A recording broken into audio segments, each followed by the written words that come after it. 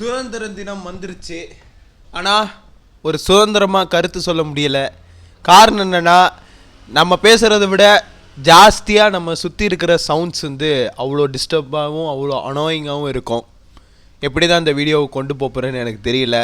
So பாரத தாய்க்கு ஒரு வணக்கத்தை சொல்லிவிட்டு, கடவுளுக்கு ஒரு வணக்கத்தை சொல்லிவிட்டு இந்த வீடியோவை ஸ்டார்ட் பண்ணலான் இருக்கேன். இந்த வீடியோ வந்து ஸ்கிப் பண்ணாமல் பாருங்கள், அப்போ தான் நான் என்ன விஷயம் சொல்கிறேன்னு உங்களுக்கு புரிய வரும்.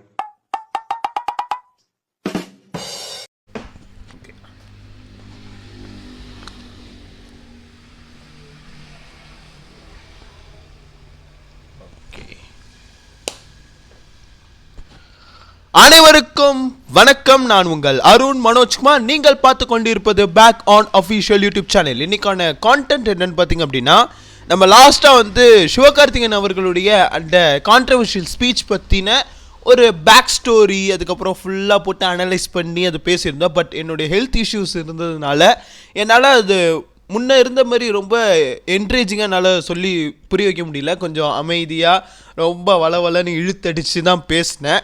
அதுக்கு வந்து ஃபர்ஸ்ட் ஆஃப் ஆல் மன்னிச்சுக்கோங்க. ஏன்னா வீடியோட டியூரேஷன் ரொம்ப லென்த்தாகவும் போயிடுச்சு. என்னால் எந்த கிளிப்ஸையும் அதில் கட் பண்ண முடியல. ஏன்னா எடிட்டிங் பண்ணும்பொழுது கூட சில கிளிப்ஸை நான் கட் பண்ணி சில இதெல்லாம் அப்படியே எடிட்டிங்கில் சின்ன சின்ன கரெக்ஷன் பண்ணி நான் வந்து அப்லோட் பண்ணாலும் டியூரேஷன் வந்து என்னால் ஒன்றும் பண்ண முடியல. அண்ட் வந்து என்னோடய எடிட்டிங் பேட்டர்ன் வந்து கொஞ்சம் கொஞ்சமாக நான் வந்து சேஞ்ச் பண்ணிகிட்டு இருந்தேன். ஸோ அதனால் அந்த மாதிரி ஒரு இஷ்யூ நடந்துச்சு. பட் நல்ல ஒரு ஆதரவு கிடச்சிச்சு. அதுக்கு எல்லாருக்கும் ஒரு நன்றியை சொல்லிவிட்டு இன்றைக்கான கான்டென்ட் என்னென்னா, லாஸ்ட்டாக நம்ம போட்டிருந்த கான்டெக்ஸ்ட் ஓகேங்களா. சிவகார்த்திகேயனை பற்றி நம்ம வந்து ஒரு கான்டெக்ஸ்ட் போட்டிருந்தோம். சிவகார்த்திகேயன் தனுஷ் அவர்களை வச்சு ஒரு கான்டெக்ஸ்ட் போட்டிருந்தோம். அந்த போட்ட அன்னைக்கு அதே நாளில் பார்த்திங்க அப்படின்னா, அவர் சிவகார்த்திகேயனுடைய அமரன் திரைப்படத்துடைய பிடிஎஸ், அதாவது பிஹைண்ட் த சீன் அப்படின்னு சொல்லி ஒரு கிளிப் ஓகேங்களா. அந்த மேக்கிங் வீடியோலாம் ரிலீஸ் பண்ணுவாங்க. ஒரு படத்துக்கு ப்ரமோஷனாக இப்போ வந்து மேக்கிங் வீடியோ அப்படிங்கிற ஒரு விஷயம் வந்து பார்த்திங்க அப்படின்னா ப்ரமோஷனாக அமைஞ்சிருச்சு ஓகேங்களா.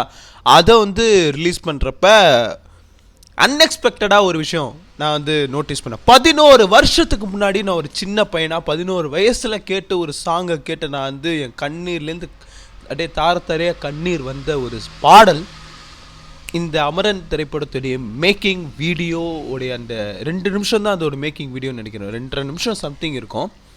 அதில் இடம்பெற்றது எனக்கு ரொம்ப லிட்ரலி கூஸ் பம்ப்ஸ். இந்த 6th படிக்கும்போது சினிமா பையனாக மாறணும், சினிமாங்கிறது என்னோடய மொழி, சினிமாங்கிறது என்னோடய வாழ்க்கை அப்படிங்கிற மாதிரி ஒரு தாக்கத்தை ஏற்படுத்தின வயது என்னுடைய 11வது வயது ஓகேங்களா. 10 வயசுக்குலாம் வந்து நான் வந்து மீடியாவுக்குள்ளே போகணும், இந்த ஆங்கர் ஆகணும் அப்படின்னு யோசித்தேன். 11 வயசில் தான் ஒரு டேரக்டர், ஒரு ரைட்டர், ஒரு ஸ்க்ரீன் பிளே ரைட்டர், என்னென்னமோ பல இது கதை, திரைக்கதை, வசனம், டைரக்ஷனு, தயாரிப்பு, மியூசிக்கு, லிரிக்ஸு எல்லாமே பண்ணணும் அப்படிங்கிற ஆசையை உண்டாக்குன ஒரு தூண்டி விட்ட ஒரு படம் இதுதான் விஸ்வரூபம். அந்த திரைப்படத்துடைய பாடல் அணு விதைத்த பூமியிலே அப்படின்னு சொல்லி ஒரு பாடல் ஓகேங்களா. அந்த பாடல் விஸ்வரூபனுடைய திரைப்படத்தில் இடம்பெற்றிருக்கும். அந்த பாடல் வந்து இந்த அமரன் உடைய மேக்கிங் வீடியோடைய அந்த கிளிம்ஸ் வீடியோவில் அதை வந்து இந்த கரெக்டாக ப்ளேஸ் பண்ணியிருப்பாங்க. அதுவும் போர் செல்லும் வீரன் ஒரு தாய் மகன்தான், நம்மில் யார் இறந்தாலும் ஒரு தாய் அழுவாள் அப்படிங்கிற அந்த லைன் அது அவர் ஹை பிச்சில் போட்டிருப்பாரு. நான் இப்போ அந்த ஹை பிச் எடுத்து பேசுகிற அந்த பாட்டுன்னு வச்சிங்களேன், அது ஸ்பாயில் பண்ணுற மாதிரி இருக்கும். பட் அந்த பாட்டை இது வரைக்கும் கேட்காதவங்க நான் தயவு செஞ்சு சொல்கிறேன், அதை நான் என் காட்சியில் கூட ஆட் பண்ணுறேன், தயவு செஞ்சு கேளுங்க. ஏன்னா இந்த சுதந்திர தினத்துக்கு ஒர்த்தான கண்டென்ட் இப்போ நான் பேச போகிறேன். ஸோ ஸ்கிப் பண்ண பாருங்கள், அப்போ தான் நான் என்ன சொல்ல வரேன்னு உங்களுக்கு புரிய வரும். ரைட், இதுவும் லிட்ரலி பார்த்திங்க அப்படின்னா வீடியோ கொஞ்சம் லென்த்தாக தான் இருக்கும். ஸோ பாருங்கள் ஓகே, முடிஞ்ச அளவுக்கு பாருங்கள். நல்ல ஒரு என்கரேஜிங்காக உங்களை நான் வந்து கொண்டு போகிறேன் ஓகே. அணு விதைத்த பூமியிலேங்கிற சாங் வந்து பார்த்திங்க அப்படின்னா கமல்ஹாசன் அவர்களுடைய லிரிக்ஸ், ரைட்டிங், சிங்கிங் இந்த மாதிரி இருக்கும். சங்கர் ஏசான் லாய் ட்ரையோ காம்போ ஓகேங்களா, மியூசிக் டைரக்டர்ஸோடைய ட்ரையோ காம்போ. அதில் சங்கர் மகாதேவன் அவர்கள் நமக்கு லிட்ரலி பாப்புலராக தெரிஞ்ச சிங்கர், அவர் வந்து மியூசிஷியனாக இந்த சங்கர் ஏசான் லாய் அப்படிங்கிற இந்த 3 பேராக சேர்ந்து பண்ணியிருப்பாப்புல. ஆளவந்தன் திரைப்படத்தில் அறிமுகமாக இருப்பாங்க. அதே கூட்டணி தான் இந்த விஸ்வரூபம் திரைப்படத்தில் இடம்பெற்றிருக்கும். இந்த அணு விதைத்த பூமியிலேருந்து சங்கர் ஏசான் லாயோட இசையமைப்பில் கமல்ஹாசன் அவர்கள் லிரிக்ஸ் எழுதி பாடல் பாடியிருக்காப்புல. அதில் என்ன கருத்துகள், அதுவும் நம்ம வந்து இன்றைக்கி சுதந்திரமாக கொண்டாடுறோம், சுதந்திர தினங்கிறோம், சுதந்திரமான ஒரு நாடாக அங்கீகரிச்சிட்டோம். ஆனாலும் ஒரு சில இடங்களில் சில விஷயங்கள் நடக்குது, சில அரசியல் நடக்குது, எந்த அளவுக்குன்னா ஒலிம்பிக்கில் ஒரு சில விஷயங்கள் நடக்குது, அந்த மாதிரி பேசுகிறாங்க. இப்போ ரீசெண்டாக ஒன்று பெங்காலில், நம்ம வெஸ்ட் பெங்கால், அதில் பார்த்திங்க அப்படின்னா ஒரு டாக்டர் வந்து கொடூரமான முறையில் வந்து செக்ஷுவலி அசால்ட்டட் ஆயிடுறாங்க. அந்த மாதிரி ஒரு விஷயம் பற்றியெல்லாம் இப்போ பேசிகிட்டு இருக்காங்க. எதுக்குப்பா அந்த சுதந்திர தினத்தை பற்றி பேசணும் நம்மலாம் அப்படிங்கிற மாதிரியெல்லாம் ஒரு தாக்கத்தை ஏற்படுத்துது. ஆனால் ஆனால் ஆனால் ஒரு சில நாடுகள், ஒரு சில இயக்கங்கள் இன்னும் தனக்கான அடையாளம் இல்லாமல், தனக்கான அடையாளம் இருந்தும் கூட இன்னொரு நாட்டில் அடிமையாகவோ இல்லை அகதிகளாகவோ இருக்கிறாங்க. அவங்களோட உரிமத்தை பெறுறதுக்காக ஒரு சில இயக்கங்கள் உருவாகுது. அந்த உருவாகிறதுல சில வன்முறைகள் செய்யக்கூடிய விஷயங்கள் பார்த்திங்க அப்படின்னா தீவிரவாதம் அப்படின்னு சொல்லி முத்திரை குத்தப்படுது. தீவிரவாதிகள் என்று அவங்களை அழைக்கிறாங்க. அந்த மாதிரியான விஷயத்துக்கு ஒரு காமன் மனம் எந்த மாதிரியான ரிப்ளை கொடுக்கணும் அப்படிங்கிற ஒரு விஷயத்தை தான் இந்த அணு விதைத்த பூமியிலே பாடல் வந்து நமக்கு உணர்த்துது. அதோடைய லிரிக்ஸை வந்து நான் டீகோட் பண்ண போகிறேன். ஸோ உங்களோட அனுமதியோட அந்த ஃபோனில், நான் என்னோடய ஃபோன் ஒன்று வச்சுருக்கேன், அதில் அந்த அணு விதைத்த பூமியோடைய லிரிக்ஸை எடுத்து நம்ம பேச போகிறோம். ஓகே ஃபைன், நான் வந்து எடுத்துட்டேன். இப்போ கூகுள் அண்ணாச்சிட்ட போய் கேட்போம், அணு விதைத்த பூமியிலே. ஓகே, இவர் ஒரு நேரம் தமிழில் பேசுவாப்புல, ஒரு நேரம் இங்கிலீஷில் எடுத்துப்பாப்புல, பார்ப்போம். ஹே கூகுள், அணு விதைத்த பூமியிலே லிரிக்ஸ்.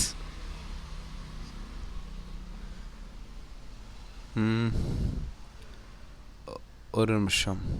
எஸ், தமிழ் பாடல்களுடைய yes yes yes okay.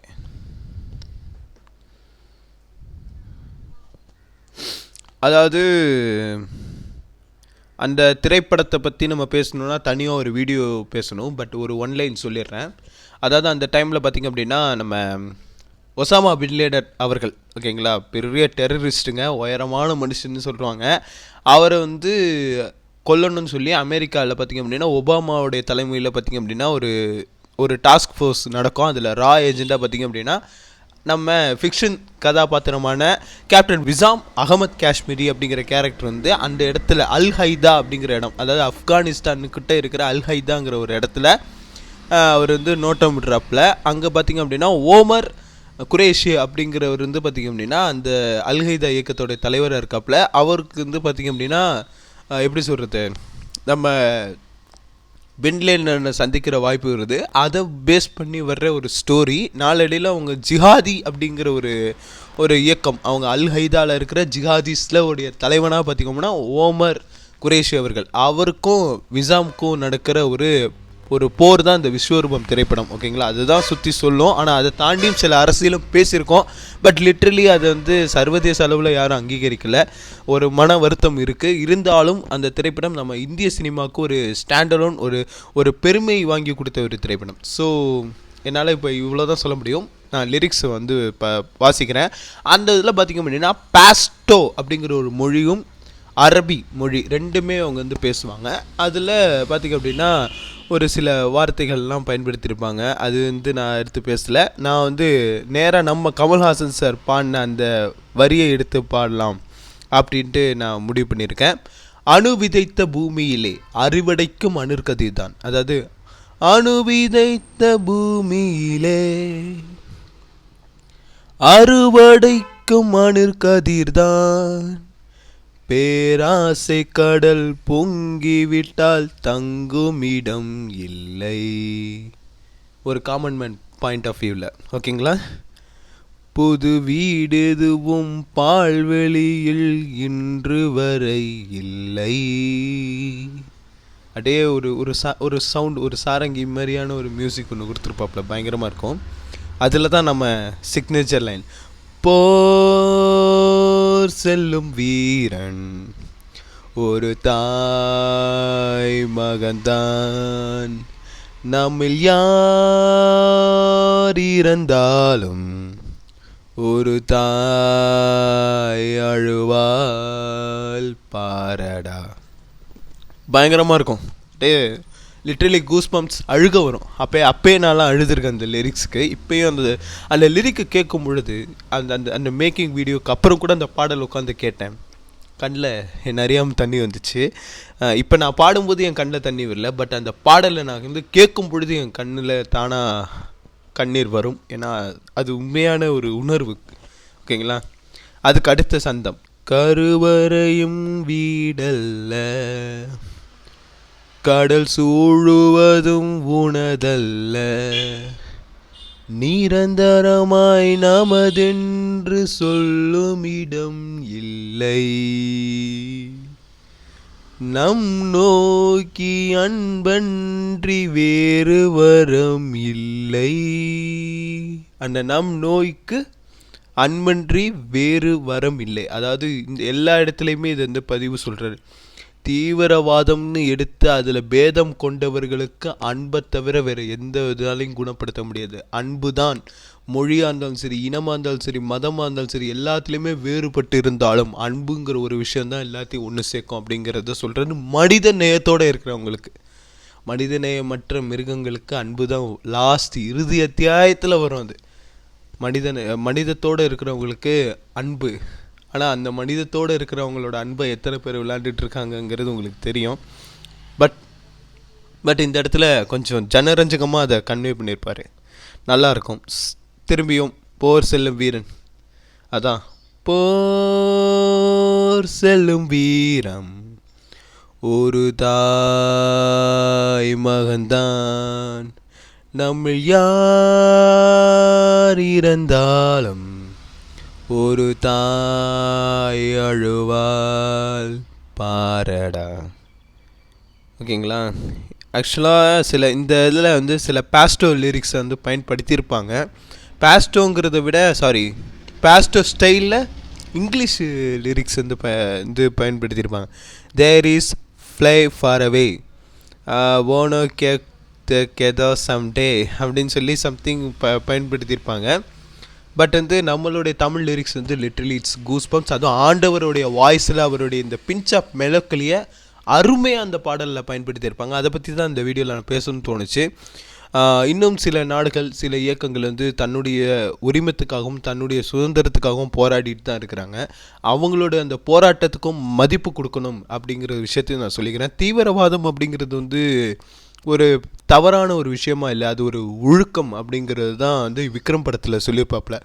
Terrorism it's not a sin, it's a virtue. ஓகேங்களா? அது ஒன்று அந்த இடத்த ஒன்று சொல்லணும். அதுக்கப்புறம் எந்த மதத்தையும் சார்ந்திருப்பது பாவம் இல்லை, ஆனால் தேச துரோகியை மட்டும் இருக்கக்கூடாது அப்படிங்கிற விஷயத்தையும் இந்த சுதந்திர தினம் அன்னைக்கு ஒரு திரைப்படத்தில் அதை சொல்லியிருந்தார். இதே விஸ்வரூபம் பாகம் 2, பாகம் 1 ஒரு கருத்து, பாகம் 2 ஒரு விஷயத்த சொல்கிறாரு. ஒரு எஸ்பினா ஏஜென்ட்டாக விசாம் அகமது காஷ்மீரி சொல்கிறாரு இந்த விஷயத்த. அதுவும் எப்போ ரிலீஸ் ஆகுதுன்னா இதே ஆகஸ்ட் 15 2017 ஆண்டு அந்த காலகட்டத்தில் ரிலீஸ் ஆகுது.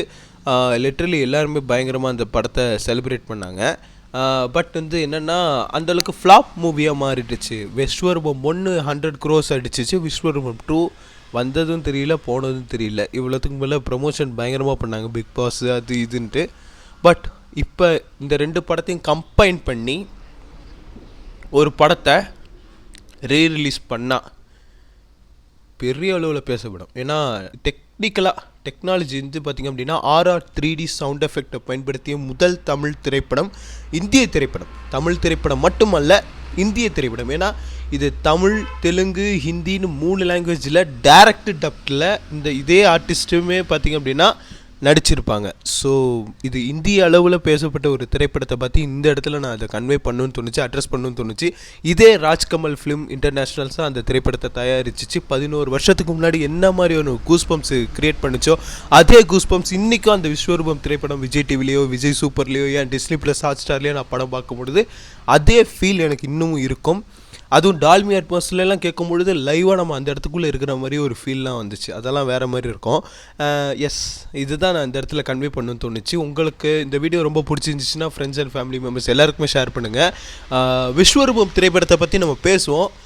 அமரன் வந்து அக்டோபர் 31 ரிலீஸ் ஆகுது தீபாவளி அன்னைக்கு ஒரு செமையான ட்ரீட் நம்ம காத்துட்ருக்கு. தீபாவளி அன்னைக்கு அந்த படத்தை பார்த்துட்டு அன்றைக்கி ராத்திரியே வீடியோ போட்டுட்டு அன்டைம்லேயோ இல்லை அல்லது மறுநாள் காலையிலேயோ வந்து அந்த ரிவ்யூ ஆர் ஒரு டீட்டெயில் எக்ஸ்பிளனேஷன் வீடியோ நம்ம போடுவோம் அப்படிங்கிற ஒரு அஷூரன்ஸ் கொடுத்துட்டு இந்த வீடியோ நான் முடிச்சுக்கிறேன். நன்றி, வணக்கம். அண்ட் எல்லாருக்கும் சுதந்திர தின நல்வாழ்த்துக்கள். பாரத் மாதா கி ஜெய், வந்தே மாதரம்.